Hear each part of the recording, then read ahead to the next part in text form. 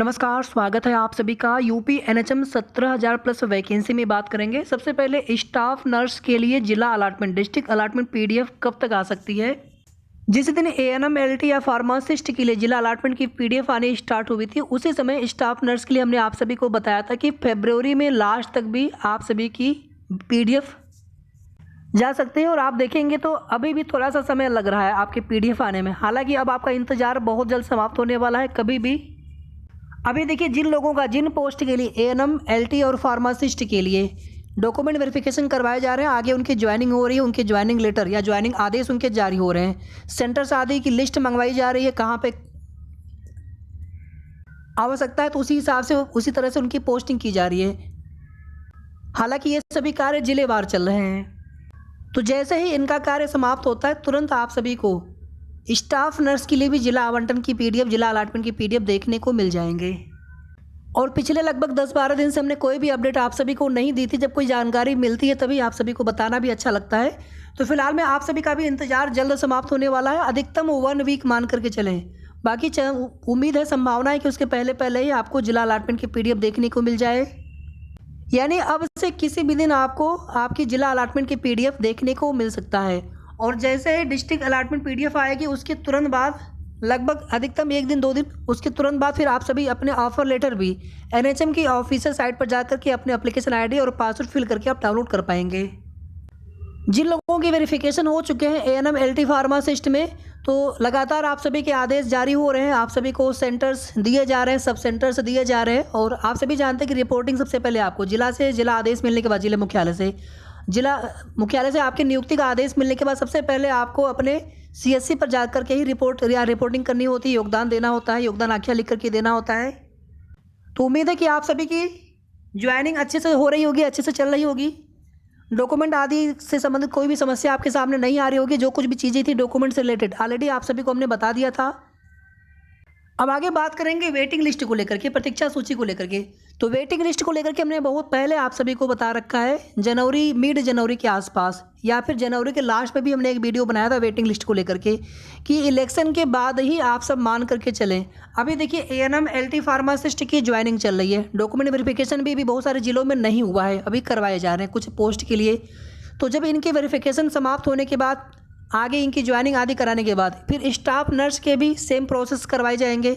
तो ये सभी जब पूरी तरह से कंप्लीट हो जाएंगे, उसके बाद फिर रिक्त पदों का डाटा मंगवाया जाएगा जिलेवार।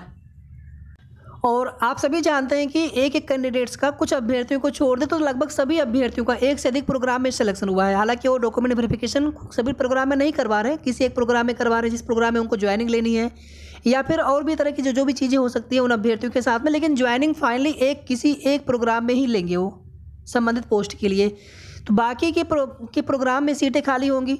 इसी तरह से बहुत सारे अभ्यर्थी ज्वाइनिंग भी नहीं कर रहे हैं, यानी डॉक्यूमेंट वेरिफिकेशन भी नहीं करा रहे हैं। कुछ अभ्यर्थी ऐसे हैं कि जो डॉक्यूमेंट वेरिफिकेशन नहीं करवा रहे हैं, यानी कि जिनका कहीं और सिलेक्शन हो गया हो, किसी और भर्ती में सिलेक्शन हो गया हो।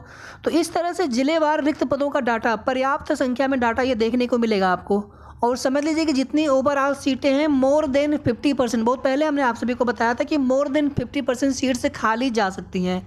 और फिलहाल में सीटों की संख्या बहुत अधिक खाली होगी। जितना आप लोग उम्मीद कर रहे होंगे उससे ज़्यादा सीटों की संख्या खाली होगी।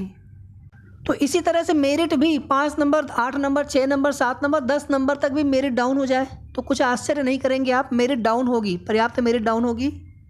और जैसे यहाँ पर देखिए, अभी इनके लिए ज्वाइनिंग, जिला अलॉटमेंट पीडीएफ जारी करके आज ज्वाइनिंग आदि की प्रोसेस करवाई जा रही है। इसी तरह से जब वेटिंग लिस्ट आना होगा, जो अभ्यर्थी वेटिंग लिस्ट के लिए फाइनली शॉर्टलिस्ट हो जाएंगे रिक्त पदों के सापेक्ष, फिर आगे उसी तरह से आपकी वेटिंग लिस्ट भी आएगी विद अलॉटेड डिस्ट्रिक्ट, यानी आपकी जिला अलॉटमेंट के साथ में आपकी भी पीडीएफ उसी तरह से आएगी।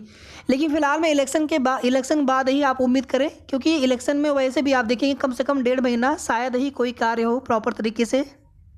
लेकिन हाँ, एनएचएम के द्वारा वेटिंग लिस्ट पर कार्य स्टार्ट हो जाएगा जैसे ही यहाँ पर ज्वाइनिंग आदि की प्रोसेस इन लोगों की कंप्लीट हो जाती है, जो पहले से शॉर्टलिस्टेड अभ्यर्थी हैं।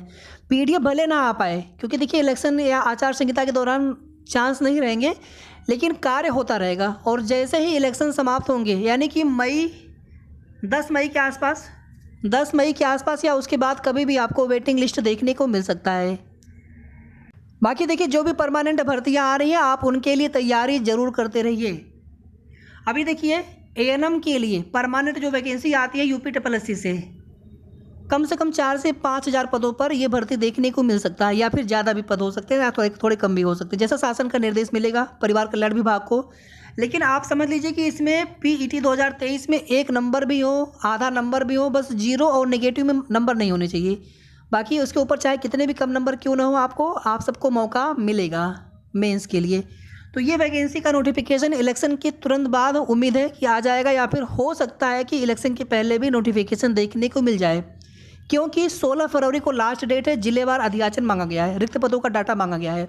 उसके बाद उन सभी रिक्त पदों का डाटा अगर आ जाता है, दोबारा से अगर नहीं मांगना पड़ता है तो परिवार कल्याण विभाग को, तो फिर वही डाटा वेरीफाई करके आयोग को भेज देंगे। उसके बाद फिर आयोग की तरफ से नोटिफिकेशन जारी कर दिया जाएगा। इसीलिए आप सभी से बार बार कह रहे थे कि आप लोग तैयारी करते रहिए अपने स्तर से। इसी तरह से फार्मासिस्ट में जिनके लिए वैकेंसी आ चुकी है और जिनके लिए अभी नहीं आई है, जैसे होम्योपैथिक के लिए 703 पदों पर ये वैकेंसी बहुत जल्द देखने को मिलेगा आप सभी को, इलेक्शन की आचार संहिता से पहले। इसी तरह से यूनानी या फिर एलोपैथी के लिए, इसी तरह से एलटी के लिए भी वैकेंसी आगे देखने को मिलेगा, 100% देखने को मिलेगा। तो परमानेंट भर्तियों के लिए आप सभी जरूर तैयारी करते रहा करिए, परमानेंट भर्तियों पर फोकस हो। लेकिन जानते हैं सफलता का मूल मंत्र क्या होता है? रेगुलरिटी। आप हमेशा पढ़ते रहिए। आप 6 महीने बिल्कुल पढ़ाई नहीं किए, 2 महीने में आप कितना भी पढ़ेंगे, लेकिन कहीं ना कहीं हमारी तैयारी उतनी नहीं हो पाती है अच्छे से। आप हर दिन पढ़ते रहिए, हर दिन तैयारी करते रहिए, कुछ ना कुछ 1 घंटे पढ़िए, आधे घंटे पढ़िए, लेकिन डेली पढ़ते रहिए। तो निश्चित रूप से आपका भी सिलेक्शन एक दिन जरूर होगा।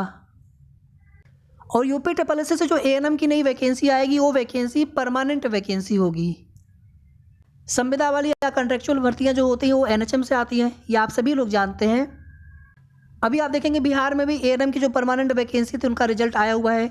आप में से बहुत सारे लोग हो सकता है जो संविदा पर यहाँ पर एएनएम में रहे हो, आपका वहाँ पर भी सिलेक्शन हो गया हो। तो अगर आप में से कोई अभ्यर्थी हो तो आप प्लीज़ कमेंट करके ज़रूर बताइएगा कितने आप लोग हैं। कहीं पर भी सिलेक्शन हो, किसी अदर स्टेट में भी, लेकिन परमानेंट भर्तियों में सिलेक्शन पाना अपने आप में बड़ी बात होती है। इसी तरह से देखिए स्टाफ नर्स के लिए एक मान लीजिए आपका ये लोक सेवा आयोग वाली भर्ती हो गई। इसके अलावा भी केजीएमयू या फिर किसी अदर आप देखेंगे संस्थानों में लगातार भर्तियां आती रहती हैं, बीएचयू जैसे हो गया या फिर अदर एम्स वगैरह में। लेकिन अगर आप तैयारी नहीं करते हैं या फिर आप पहले से मान के बैठ जाते हैं कि हम वहाँ पे कंपटीशन फाइट नहीं कर पाएंगे, तो फिर ऐसे काम नहीं चलता है। आप थोड़ा सा कोशिश करिए, लगातार कोशिश करेंगे तो आप सब कुछ अच्छे से कर सकते हैं। हिंदी और इंग्लिश मीडियम का कोई भी यहाँ पर फ़र्क नहीं पड़ना चाहिए आपके लिए। तैयारी करेंगे तो सारी चीज़ें आप कर सकते हैं अच्छे से। अब अगर आप सभी के मन में कोई भी सवाल हो तो आप कमेंट करके पूछ लीजिएगा, मैं पूरी कोशिश करूंगा आपको रिप्लाई देने के लिए। वीडियो को आप सभी प्लीज़ लाइक करके शेयर भी कर दिया करें, और अगर आपने अभी तक चैनल को सब्सक्राइब न किया हो तो सब्सक्राइब कर लीजिएगा। धन्यवाद।